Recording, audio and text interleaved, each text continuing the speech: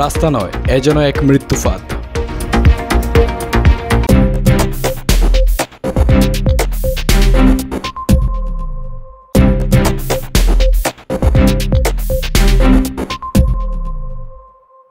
বেশ কিছু বছর যাবৎ নারায়ণগঞ্জ সিদ্ধিরগঞ্জের আইইটি সরকারি উচ্চ বিদ্যালয়ের মোড় হতে নবীগঞ্জ ঘাট পর্যন্ত রাস্তাটি বেহাল দশা, যার কারণে পোহাতে হচ্ছে দুর্ভোগ। এ পর্যন্ত দুর্ঘটনায় অনেকে হাত পা হারিয়ে পঙ্গুত্ব স্বীকার করেছেন, কর্মক্ষমতা হারিয়েছেন অনেকে। ভাঙ্গা রাস্তার ঝাঁকুনিতে প্রাণ যখন ঝুঁকিতে, তার সাথে আবার যানবাহনের গতি কমিয়ে তীব্র যানজট সৃষ্টি হচ্ছে। অসংখ্য ছোট বড় গর্তের কারণে এই সড়কে যানবাহন চালানো যেন এক অগ্নি পরীক্ষা। সুস্থ মানুষ চলাচল করতে যেখানে অসুবিধা, সেখানে অসুস্থ রোগীদের নিয়ে এই রাস্তা পারাপার হওয়া বড়ই কঠিন। হাত পা ভাঙ্গা রোগী ও গর্ভবতীদের নিয়ে অ্যাম্বুলেন্স চালানোর অভিজ্ঞতা জানিয়েছেন এক অ্যাম্বুলেন্স ড্রাইভার।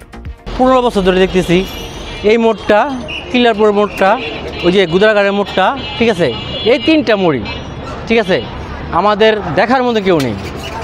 কারণ একটা প্রেগনেন্ট মহিলা যখন আমি অ্যাম্বুলেন্স চালায় যাই, ঠিক আছে, সে মা বাবা আর অন্য কিছু বলতে পারে না, তার ব্যথা কেউ বলতে পারে না যে আমাকে কীরকম লাগতেছে। কারণ এরকম ব্যথা লাগে কাউকে বুঝাতেও পারে না। তারপরে আমি কোমর যে ভেঙে যায়, যার পাও ভেঙে যায়, এত ব্যথা লাগে, খালি ড্রাইভার বলে ভাই বাঁচার, ভাই আসতে, ঠিক আছে।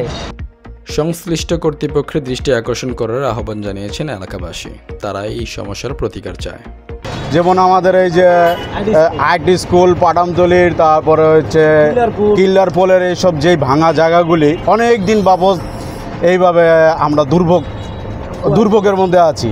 দেখা যাচ্ছে অনেক সময় বাচ্চা নিয়ে যদি কোনো স্কুলে যাই, রাস্তার মধ্যে জল থাকে, তখন রিক্সা উল্টে যায়, মানুষ অটো উল্টে যায়, দেখা গেছে কিছু মানুষ মারাও যায়, কিছু মানুষ হাত পা ভেঙে যায়। এইভাবে আর কতদিন? আমরা তো অনেক দুর্ভোগ আছি। যেইভাবে আমরা গাড়ি চালাই এইভাবে তো গাড়ি গুড়িও নষ্ট হয়ে যায়, আর রুগী টুগি নিয়ে গেলে অনেক চিকরা বাকরা করে, আর ডেলিভারি রুগী তো আমরা নিতেই পারি না, অনেক চিকরা বাকরা করে। রিপোর্টার BM আলতাজেমুল কোবরা, দৈনিক আজকের বাংলাদেশ, সিদ্ধিরগঞ্জ, নারায়ণগঞ্জ।